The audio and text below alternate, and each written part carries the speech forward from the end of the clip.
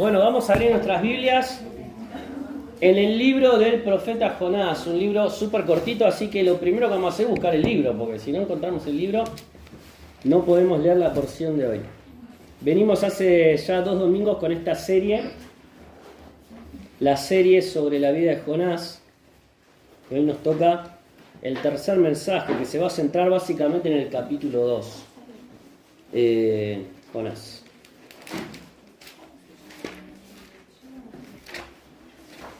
¿Lo encontraron? De paso jugamos el espadeo bíblico.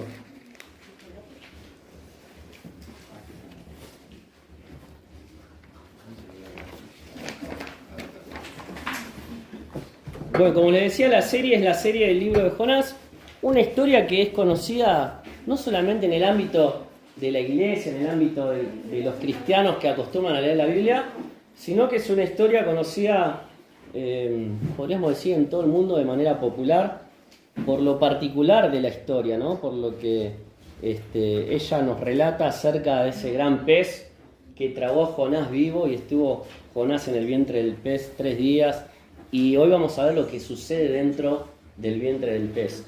Así que el tema de hoy es: la salvación es del Señor, y vamos a leer Jonás capítulo 1, vamos a comenzar desde el versículo 17 y después vamos a leer el capítulo 2 hasta el versículo 10.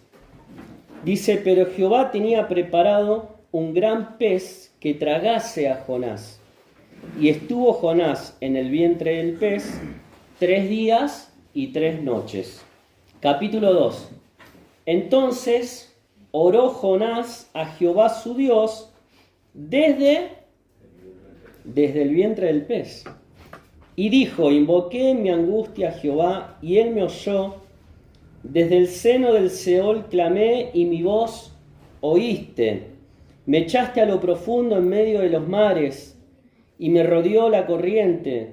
Todas tus ondas y tus olas pasaron sobre mí. Entonces dije: desechado soy de delante de tus ojos, mas aún veré tu santo templo. Versículo 5. Las aguas me rodearon hasta el alma, rodeóme el abismo. El alga se enredó a mi cabeza. Versículo 6 dice: descendí a los cimientos de los montes, la tierra echó sus cerrojos sobre mí para siempre. Mas tú sacaste mi vida de la sepultura, oh Jehová, Dios mío. Cuando mi alma desfallecía, en mí me acordé de Jehová, y mi oración llegó hasta ti en tu santo templo. Los que siguen vanidades ilusorias, su misericordia abandonan. Mas yo con voz de alabanza te ofreceré sacrificios. Pagaré lo que prometí. La salvación es de Jehová. Y el versículo 10 dice: y mandó Jehová al pez, y vomitó a Jonás en tierra. ¡Qué historia!, ¿no? Comienza en el versículo 17, al final del capítulo 1, diciendo que Dios envió un gran pez que tragó a Jonás.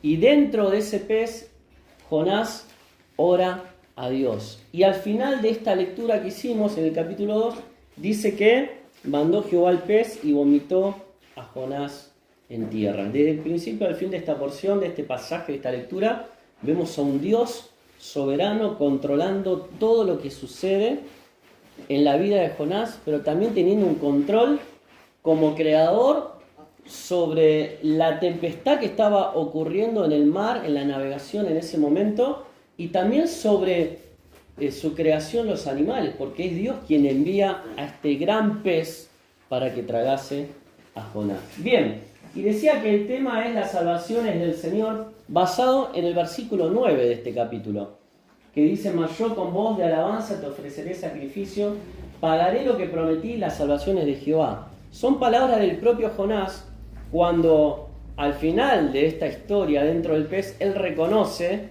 que realmente solo en Dios podía encontrar la salvación que su alma necesitaba, ¿no? Y la historia de Jonás es una historia sencilla, un libro corto de 4 capítulos. El que no lo leyó le aconsejo que lo lean de manera corrida los 4 capítulos y que lo lean varias veces para ir pudiendo sacar esas enseñanzas tan ricas para nuestra vida. Pero básicamente es la historia de un hombre, un profeta, un siervo de Dios, un hijo de Dios, que desobedece a la voz de su padre, a lo que Dios le había mandado, que era: ve y predica a Nínive. Ya hablamos de esto, ¿no? Una ciudad hundida totalmente en la corrupción, en la maldad, en el pecado. Así que nosotros nos podemos de alguna manera identificar también con Jonás. Un hombre común y corriente que en un momento clave de su vida donde tenía que decidir si seguir a Dios, si obedecer a Dios, si jugársela por lo que Dios le estaba pidiendo, falló. ¿Y por qué digo que nos podemos identificar? Porque cuántas veces nosotros también le hemos fallado a Dios en lo que Él nos revela en su palabra, qué es lo mejor para nosotros, qué es su voluntad, qué es su propósito. Muchas veces nosotros también le decimos a Dios: no quiero obedecer esto que me estás pidiendo. Es un costo demasiado alto para mi vida. Vos me estás pidiendo que yo vaya para allá y yo quiero ir para el lado opuesto. Así que en este sentido nos podemos tranquilamente identificar vos y yo con la historia de Jonás. Pero lo lindo también del libro de Jonás es que vemos a un Dios de oportunidades y a un Dios que no se da por vencido con Jonás. No dice: bueno, este siervo no me quiso ir, en vez de ir a Nínive agarró el barco y se fue para Tarsis, que queda en la otra punta. Bueno, buscaré a otro para hacer esto. ¿Hizo eso Dios? No se dio por vencido con Jonás. Y esto, no sé si a vos te produce lo mismo que a mí, pero a mí me llena de esperanza. De saber que cuando mi fe decae, que cuando yo le fallo a Dios, cuando no quiero obedecer lo que Él me pide, Dios no me deja, Dios no se olvida de mí.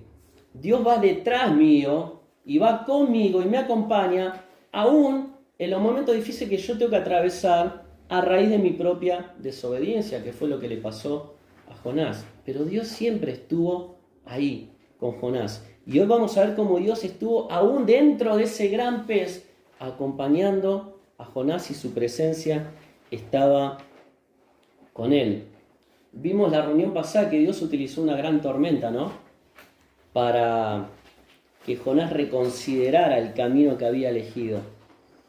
Y cuando Jonás, ya dentro del pez, empieza a reflexionar sobre aquellos acontecimientos, en el versículo 4, Jonás dice: he sido desterrado de tu presencia. La primera sensación que le ocurre a Jonás en eso que estaba viviendo es decir: Dios se olvidó de mí. ¿Y cuántas veces en las pruebas y en las circunstancias difíciles nosotros somos tentados a tener este mismo pensamiento, a decir: Dios se olvidó de mí? Yo me olvidé de Él, yo no quise obedecerle, yo tomé mi propio camino, ahora estoy solo, estoy a la deriva. Pero es un pensamiento errado, porque Dios nunca se olvida de nosotros ni nunca nos deja solos, ¿no? Pero nuestra naturaleza nos lleva a pensar que en los tiempos de crisis y de dificultad, Dios es un Dios que está distante. Y aún así pensamos que Dios es un Dios que no nos habla, un Dios que no nos escucha, un Dios que no nos responde.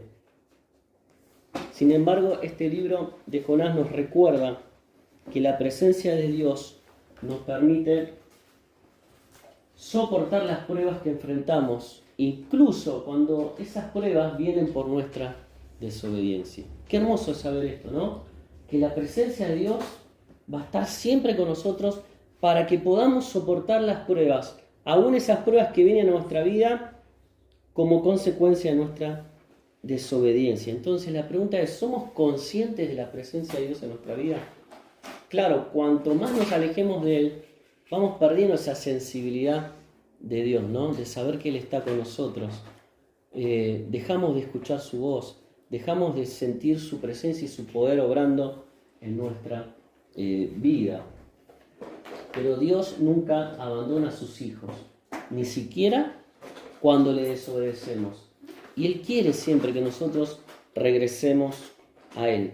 Un Dios que está con nosotros, que nos escucha, que no es distante y que constantemente está buscando que nosotros volvamos a Él.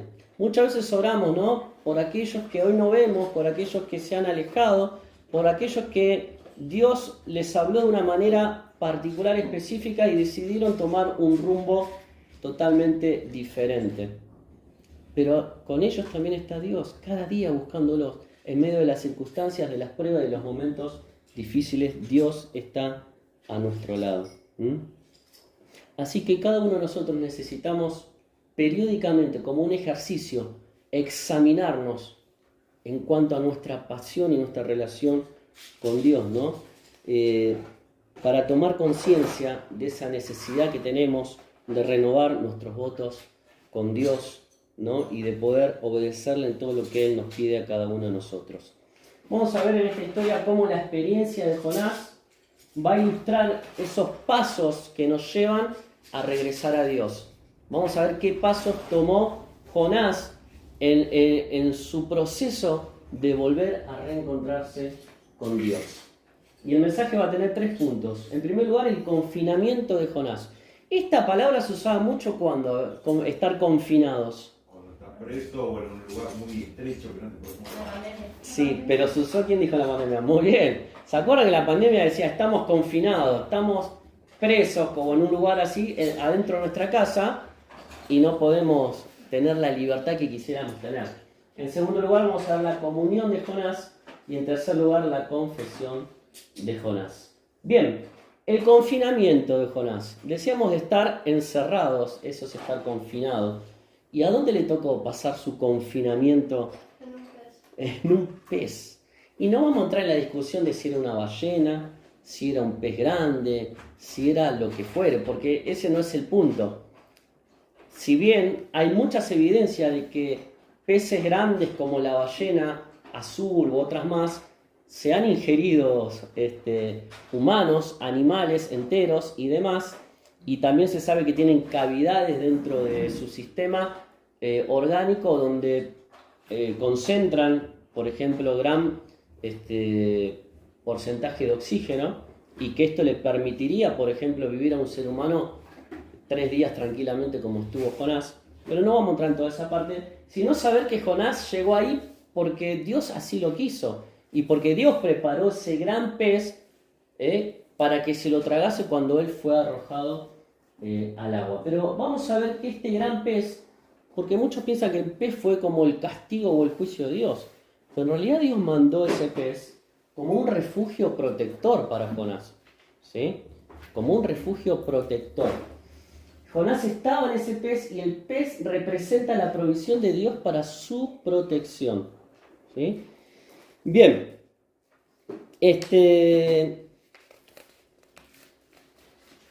Dios tenía la intención de usar a Jonás, porque algunos dicen, bueno, si Dios lo hubiese querido matar a Jonás por su desobediencia, directamente no le hubiera mandado el pez, hubiera dejado que se ahogue en el agua, ¿no es cierto?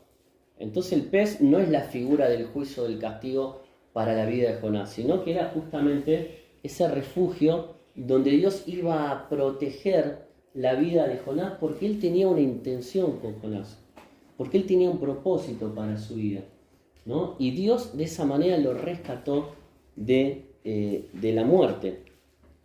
En segundo lugar, durante su confinamiento dentro del pez, Jonás pudo experimentar que ese pez no solamente fue un refugio que lo salvó de la muerte, ¿sí?, sino que además funcionó como un transporte personal. ¿Vieron cuando uno necesita ir de un lugar a otro? ¿Qué hace?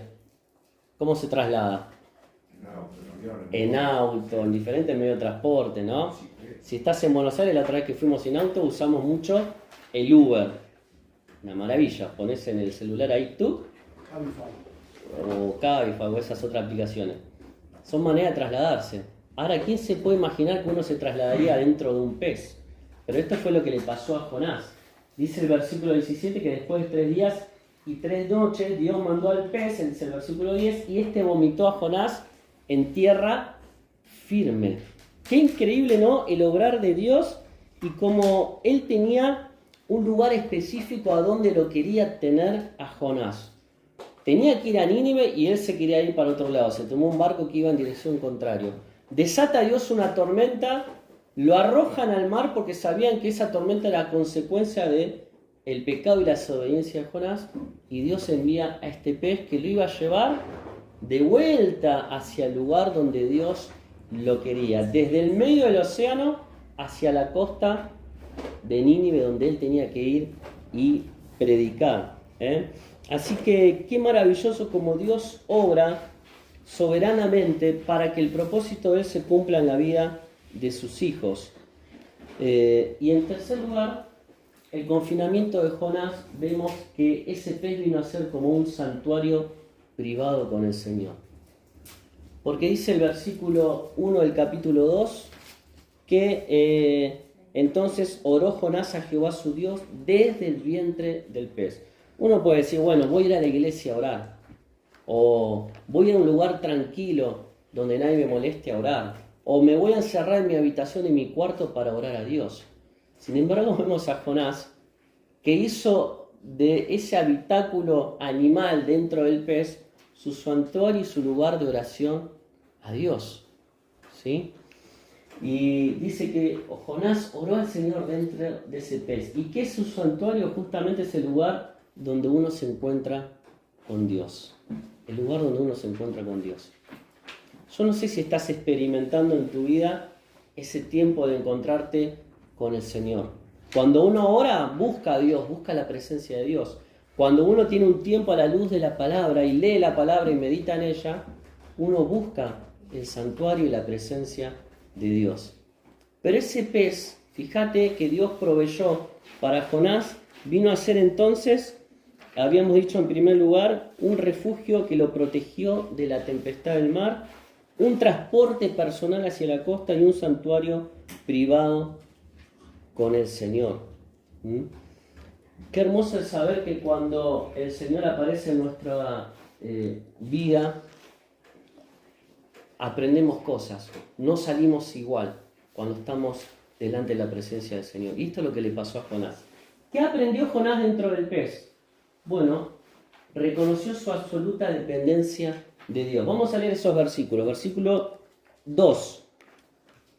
Dice, invoqué en mi angustia a Jehová y él me oyó. Vemos acá que Jonás está reconociendo que necesita de Dios. Sí, porque ¿a quién va? ¿A quién invoca? A Dios. Y lo lindo es que Dios lo oye, Dios lo escucha. Y esto es una gran enseñanza para cada uno de nosotros, que cuando nos encontramos en los momentos más terribles y angustiantes, podemos clamar al Señor y saber que Él va a estar para escucharnos, para oírnos. Que no es un Dios distante y que se silencia frente a nuestra necesidad. Pero también dice el versículo 4, desechado soy de delante de tus ojos, mas aún veré tu santo templo. Acá también estaba reconociendo que él necesitaba de Dios, que era dependiente de Dios, porque a pesar de que se sentía solo, desterrado y desechado, él dice, aún veré, te veré en tu santo templo. Necesitaba esa compañía, esa comunión con Dios, esa presencia de Dios en su vida. Pero también vemos en el versículo 6, dice, descendí a los cimientos de los montes, la tierra echó sus cerrojos sobre mí para siempre, mas tú sacaste mi vida de la sepultura. Acá nuevamente manifiesta cuánto necesitaba de Dios para ser librado de la muerte que iba a ocurrir en cualquier momento si Dios no enviaba a ese gran pez para protegerlo de ahogarse en el mar. Y el versículo 7 dice, cuando mi alma desfallecía en mí me acordé de Jehová y mi oración llegó hasta ti en tu santo templo.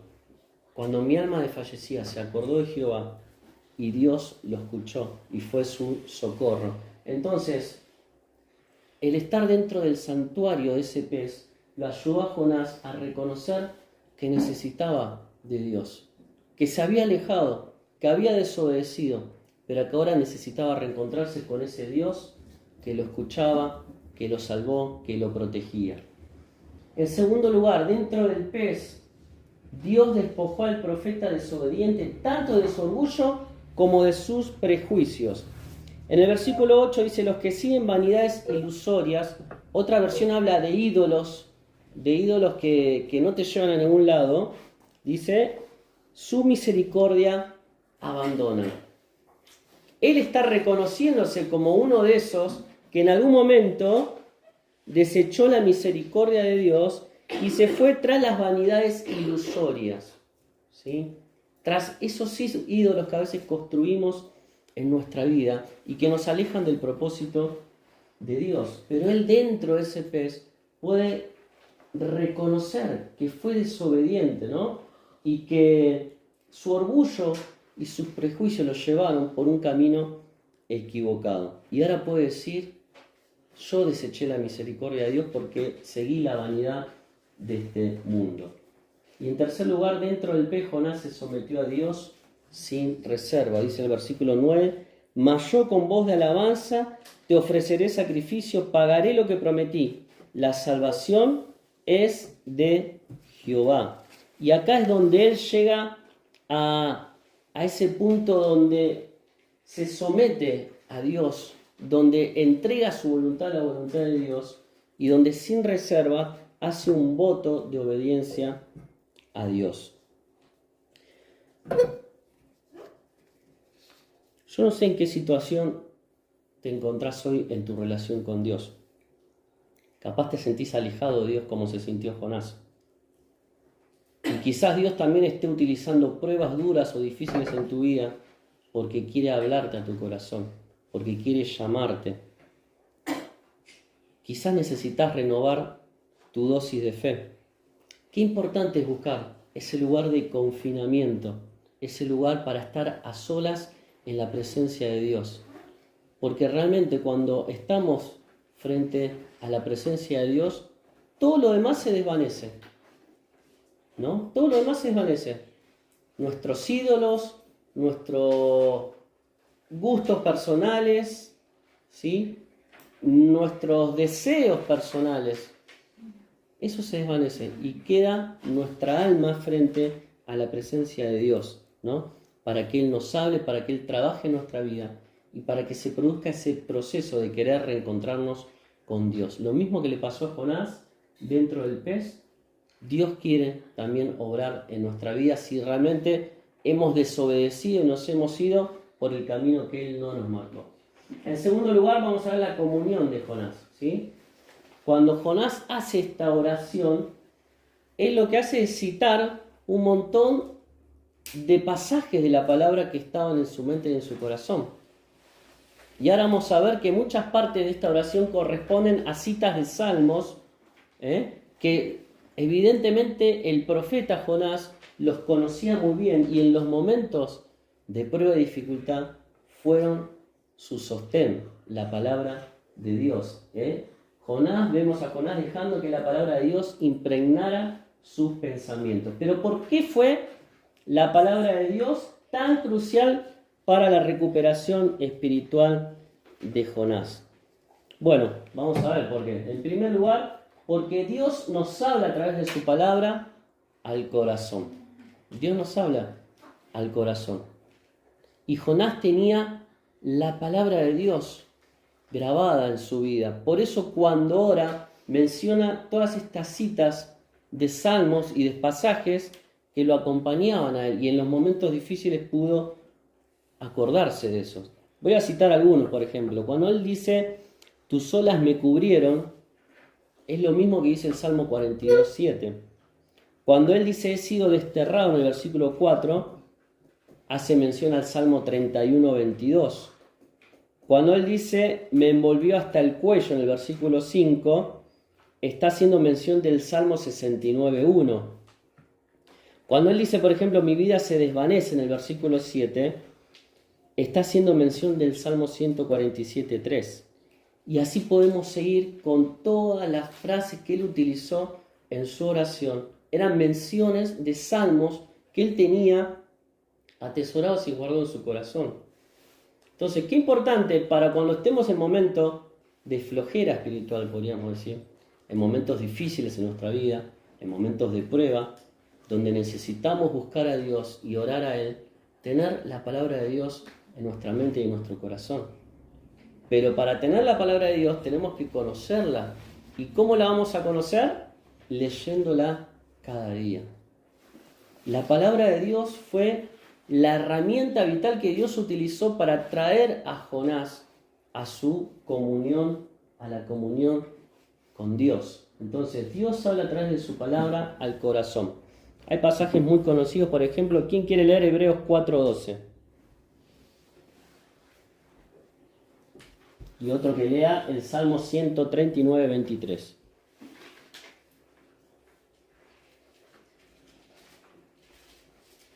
¿Lo tienen? Hebreos 4:12. Hebreos 4:12. Porque la palabra de Dios es viva y eficaz, más cortante que toda espada de dos filos, y penetra hasta partir el alma y el espíritu, las coyunturas y los tuétanos, y discierne los pensamientos y las intenciones del corazón. Solo la palabra de Dios puede penetrar hasta lo más profundo de nuestro ser. Y realmente, como dice la palabra, es el Espíritu Santo el que obra a través de ella y nos convence de ¿qué? De nuestro pecado, pero de justicia también y de juicio. Entonces, qué importante es aplicar la palabra de Dios para volver a esa comunión con Dios si es que la hemos perdido. Como una espada de doble filo. ¿Qué significa? Tiene filo en ambas caras, ¿no es cierto? No como los cuchillos que usamos para comer que tiene filo en un solo lado. Tiene doble filo. Entonces, ese doble filo se usaba en las espadas de la antigüedad para que penetren con profundidad, ¿sí? Y eso se compara con el poder de la palabra de Dios penetrando nuestras vidas y trayéndonos otra vez a la comunión con Dios. Y el Salmo 139:23, ¿alguien lo buscó? Examíname, oh Dios, y conoce mi corazón. Pruébame y conoce mis pensamientos. Y ves ahí en mí camino de perversidad y guíame en el camino eterno. La NBI dice, en vez de conoce mi corazón, dice sondea mi corazón. Es decir, es solo Dios, a través de su palabra, el que hace esa obra en nuestras vidas, de examinarnos. Él nos sondea, Él nos conoce, Él prueba aún nuestros pensamientos. Y cuando hay un camino de perversidad, cuando estamos en un camino equivocado, Él nos guía por el camino eterno. Bien, en segundo lugar, ¿por qué fue tan importante la palabra de Dios en la restauración espiritual de Jonás? Porque Dios guía nuestros pensamientos por sus pensamientos. Salmo 139, estábamos ahí, el versículo 17, dice, cuán preciosos me son, oh Dios, tus pensamientos, cuán grande es la suma de ellos. Evidentemente los pensamientos de Jonás eran incongruentes con los pensamientos de Dios. Dios le pedía una cosa y su pensamiento iba en la dirección contraria, ¿no? Pero cuando Jonás tiene este reencuentro con Dios y ora a Dios y reconoce su pecado, vemos cómo la palabra de Dios obró en su vida, lo guió para comprender y reconocer los pensamientos de Dios para él o sobre su vida. Dios es el que nos guía. Dice el profeta Isaías que sus pensamientos no son como los nuestros, ni sus caminos como los nuestros tampoco. Son más altos, son más sublimes. Y muchas veces nosotros nos dejamos llevar por nuestro propio pensamiento, ¿sí? Queremos seguir nuestro propio camino y nos olvidamos de buscar a Dios. Pero la palabra de Dios entonces es la que nos guía a que nuestros pensamientos estén alineados con los pensamientos de Dios. Y en tercer lugar, ¿por qué la palabra de Dios fue tan importante en la vida de Jonás? Porque tiene un efecto purificador en cada uno de nosotros. Juan 15:3, todos versículos muy conocidos, pero que reflejan esta verdad, ¿no? Dice, vosotros estáis limpios por la palabra que os he hablado. Y el Salmo 119 dice, ¿con qué limpiará el joven su camino? Con guardar, con obedecer tu palabra. ¿Sí? Entonces vemos cómo esta oración, que se basó en citas de salmos, de pasajes que Jonás tenía en su mente y en corazón, fue lo que Dios utilizó, su palabra, para restaurar el corazón del profeta desobediente, de aquel que había hecho lo contrario a lo que Dios le había pedido. Y en ese lugar de confinamiento, donde Dios lo protegió, donde fue ese santuario especial para encontrarse con la presencia de Dios, él ora a Dios y Dios empieza a trabajar en su vida, en su corazón, a través de su palabra. En tercer lugar, la confesión de Jonás. Cuando llegás al punto donde sabés que Dios te ha llamado la atención y sabés que debes de regresar, ¿qué podrías decirle a Dios? ¿Te ha pasado estar en esta situación? Dios te habla después de que te has equivocado. Te das cuenta a la luz de su palabra que tenés que regresar a Él. Pero a veces el enemigo siembra dudas en nuestro corazón y nos acusa de nuestros pecados para decirle, ¿cómo te vas a presentar delante de Dios? ¿Qué le vas a decir después de lo que hiciste? ¿No? Jonás recapacita, se da cuenta de que se equivocó y ahora tiene la oportunidad de presentarse delante de Dios y de tener una nueva oportunidad para su vida. 4 respuestas de Jonás respecto a la corrección de Dios. 4 respuestas de Jonás. Versículo 3 y 4. Jonás reconoció que la mano de Dios era la que estaba obrando circunstancialmente en su vida. Versículo 3. Me echaste a lo profundo en medio de los mares. En realidad, ¿quiénes echaron a Jonás al mar? Los marineros. Pero Jonás reconoce que aún en ese momento, ¿quién era el que estaba haciendo todas esas cosas? Dios, porque quería traerlo de nuevo hacia Él, ¿no? Entonces él reconoce la mano de Dios obrando. Después dice, me rodeó la corriente, todas tus ondas y tus olas pasaron sobre mí. Imagínenselo, ¿no? Cuando queda el mar tempestuoso, te empieza a revolear para un lado y para el otro. No sé si alguna vez estuvieron en el mar con muchas olas o cuando te agarran esos remolinos. ¿Qué pasa? No tenés control sobre tu propio cuerpo. A mí me pasó también de caerme en un río haciendo rafting. ¿Saben lo que es el rafting? Cuando van con el gomón en los rápidos. Y les digo que es tremendo. Imagínense lo que habrá sido esta tempestad, que habrá sido 100 veces o 1000 veces peor que un río y un rápido de un río. Y ahí estaba, ¿no? Expresando él lo que podía. Dice, me echaste a lo profundo, en medio de los mares, me rodeó la corriente, todas tus olas y tus olas pasaron sobre mí. Y dice el versículo 4, entonces dije, desechado soy delante de tus ojos. O sea, en esa situación dice Jonás, Dios se olvidó de mí. Está diciendo acá, mi destino inmediato es la muerte, morirme ahogado. Pero después habla y dice, más aún veré tu santo templo. Es decir, hay una esperanza en su corazón, porque entendía que Dios era el que estaba obrando en todas esas situaciones difíciles. Por eso dice, vuelvo mis ojos hacia ti, ¿no? Dice el versículo 4, más aún veré tu santo templo. Y qué hermoso es poder confesar a Dios, ¿no? Como una respuesta a su corrección, a lo que Él nos dice. En primer lugar, Dios, reconozco que tu mano siempre estuvo conmigo, ¿sí? Y poder decirle a Dios también, quiero poner mi mirada nuevamente en vos. Cuando Jonás recibe la palabra de Dios, lo que Dios quería que él haga, el llamamiento, él no puso su mirada en Dios, puso su mirada en otro lado. Pero ahora recapacita, dice, vuelvo mis ojos hacia ti. En tercer lugar, agradece a Dios, tiene una actitud, ¿no? De agradecer a Dios porque Dios tuvo compasión de él. Dice el versículo 6, descendí a los cimientos de los montes, la tierra echó sus cerrojos sobre mí para siempre. Mas tú sacaste mi vida, ¿de dónde? De la sepultura, oh Jehová, Dios mío.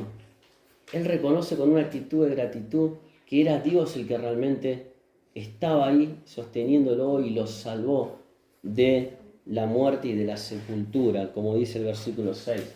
Y en cuarto lugar, ¿qué hizo Jonás? Renovó su compromiso con Dios. Leímos antes ya el versículo 9, pero esta es la declaración de Jonás, ¿no? La confesión real de cómo él dice, mas yo con voz de alabanza te ofreceré, ¿qué cosa? Sacrificios. Pagaré lo que prometí. La salvación es de Jehová. Reconoce realmente que la salvación es del Señor, que fuera de Él no había oportunidad para su vida, Por eso ahora se quiere comprometer con Dios. Y dice, habla de sacrificios y hace un voto, una promesa. Dice, pagaré lo que prometí.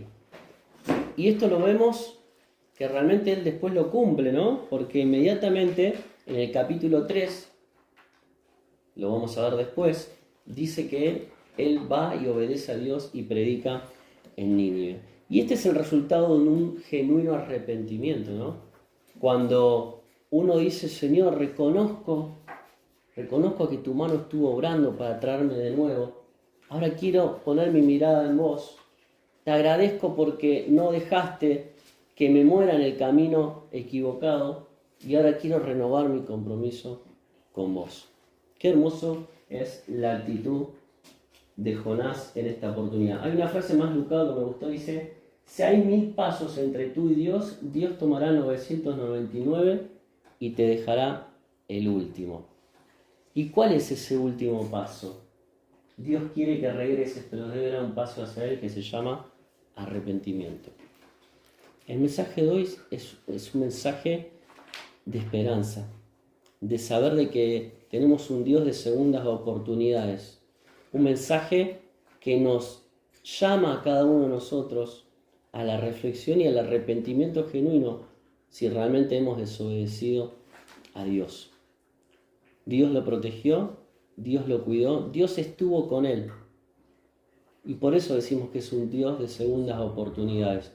Muchas veces cuando le fallamos a Dios, lo primero que tendemos a pensar es que va a ser difícil volver, ¿no? Que Dios no nos va a querer aceptar. ¿Cómo Dios va a perdonar esto que hice? Pero Dios está ahí a nuestro lado, esperando que nosotros demos ese último pasito, porque todo lo demás Él lo hace. Fue Dios el que soberanamente obró siempre en la vida de Jonás y nunca lo dejó. Y esa es la gracia de Dios, porque ¿qué se hubiera merecido Jonás? Morir. Sin embargo, Dios estuvo con él y su gracia se manifestó en su vida y Jonás tuvo esta segunda oportunidad para volver nuevamente a servir a Dios. Fíjate que el capítulo 3 empieza, vino palabra de Jehová por segunda vez a Jonás diciendo, por segunda vez, un Dios de segundas oportunidades. Hoy te animo a que si realmente estás alejado de Dios o has tomado una decisión que te llevó ahí por el camino contrario al que Dios te mandaba, que puedas buscar a Dios, que puedas tener ese lugar de intimidad donde encontrar la presencia de Dios y que Dios te hable al corazón y que puedas regresar a la comunión con Él. Pero necesitas ese pasito que Dios está esperando, que es el paso de decir, Señor, me equivoqué, Señor, hoy me comprometo nuevamente con vos. ¿Qué te parece si tenemos una oración? Y vamos a recordar hoy nuevamente lo que Jesús hizo en la cruz al morir por nuestros pecados, a perdonarnos, a darnos salvación. Padre, gracias te damos por tu palabra, gracias porque eres un Dios tan grande, tan bueno, tan misericordioso, que a pesar de nuestros errores, de nuestras fallas, de nuestras equivocaciones, siempre estás, Señor, a nuestro lado, no te olvidas de nosotros y siempre nos buscas para darnos una segunda oportunidad. Gracias, Padre, por la cruz de Cristo, gracias porque Él ocupó el lugar que nosotros merecíamos allí, gracias porque Él cargó con todo el peso del pecado, con el dolor, con el sufrimiento, para que hoy nosotros podamos tener una vida nueva, podamos tener esperanza y podamos tener el perdón tuyo. Que al participar de estos símbolos podamos tener un corazón agradecido por tanto que has hecho en nuestras vidas. En el nombre de Cristo Jesús. Amén. Amén.